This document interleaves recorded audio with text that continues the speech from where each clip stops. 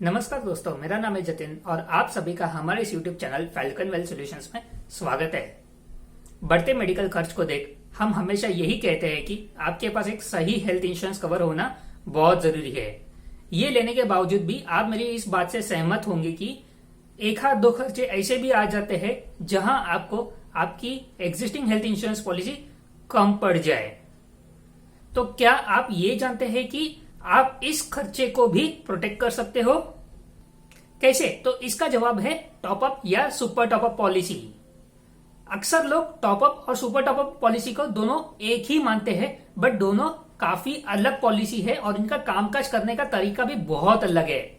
आज हम इन दोनों प्रोडक्ट को विस्तार में समझेंगे, बट उसके पहले हमें एक बात पता होनी चाहिए कि ये टॉपअप या सुपर टॉपअप पॉलिसी आपके एग्जिस्टिंग हेल्थ इंश्योरेंस पॉलिसी के सम इंश्योर्ड पे या उसके ऊपर से चालू होती है। जैसे मान लो आपके पास हेल्थ इंश्योरेंस पॉलिसी है जिसका सम इंश्योर्ड है 5 लाख रुपया, तो ये टॉपअप या सुपर टॉपअप पॉलिसी इस 5 लाख के बाद से ही चालू होगी। बीमा कंपनी जब टॉपअप या सुपर टॉपअप पॉलिसी आपको देगी तब ये 5 लाख जो आपके एग्जिस्टिंग इंश्योरेंस पॉलिसी है उसे कहेगी डिडक्टिबल। मतलब 5 लाख रुपए तक का खर्चा आपको आपके एग्जिस्टिंग इंश्योरेंस पॉलिसी से ही लेना है, न कि टॉपअप या सुपर टॉपअप पॉलिसी से। तो अब हम पहले ये जान लेते हैं कि टॉपअप पॉलिसी किस तरह से काम करती है। टॉपअप पॉलिसी को काम करने के लिए आपका सिंगल हॉस्पिटलाइजेशन बिल आपके बेस इंश्योरेंस पॉलिसी से ऊपर होना चाहिए।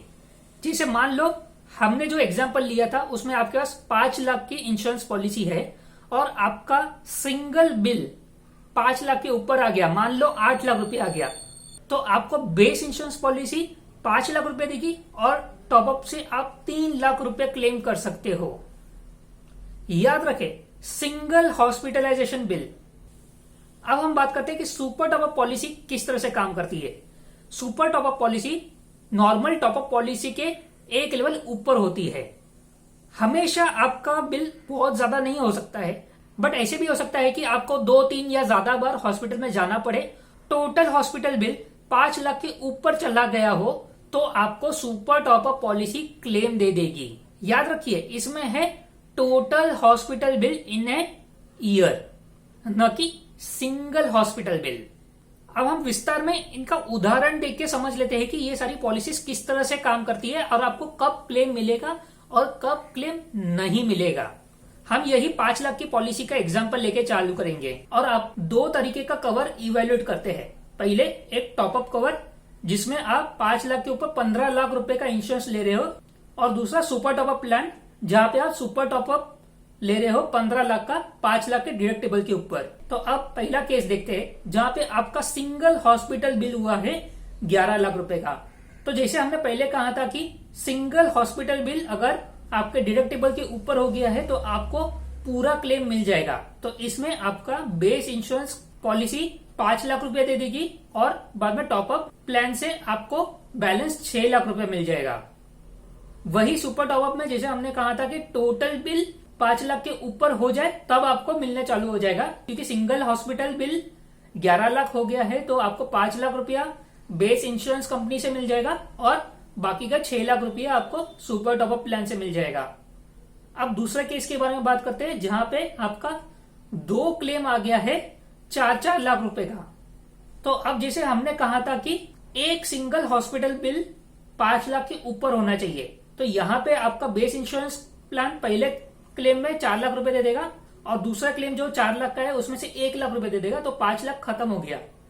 उसके बाद टॉपअप प्लान आपको क्लेम नहीं देगा क्योंकि हॉस्पिटल का बिल 5 लाख के ऊपर नहीं आया है।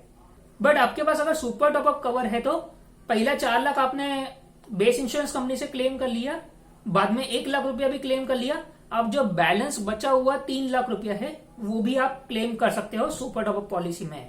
अब तीसरे केस के बारे में बात करते हैं जिसमें पहला हॉस्पिटल बिल हुआ है 7 लाख रुपए का और दूसरा हॉस्पिटल बिल हुआ है कम यानी 4 लाख रुपए का।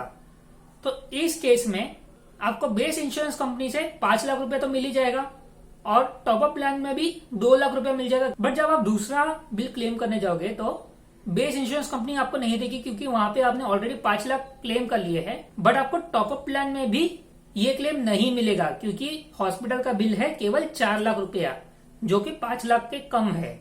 बट वही अगर हम बात करें सुपर टॉपअप प्लान में, तो कुल मिला के हॉस्पिटल बिल हुआ है 11 लाख रुपया और आपने 5 लाख रुपया बेस इंश्योरेंस कंपनी से क्लेम कर लिया है।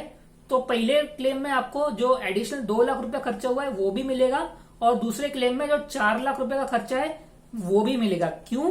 क्योंकि हमें टोटल हॉस्पिटलाइजेशन बिल इन्हें ईयर लेना है, न कि सिंगल बिल। तो अब हम चौथा केस देखते हैं जहां पे आपका बिल हुआ है केवल 4.5 लाख रुपए का पूरे साल में। तो ये आपको ना सुपर टॉपअप पॉलिसी देगी और न ही टॉपअप पॉलिसी देगी, क्योंकि 4.5 लाख रुपए का बिल आपको आपके बेस इंश्योरेंस कंपनी से ही क्लेम करना होगा। अब हम हमारे ओपिनियन के बारे में बात करते हैं।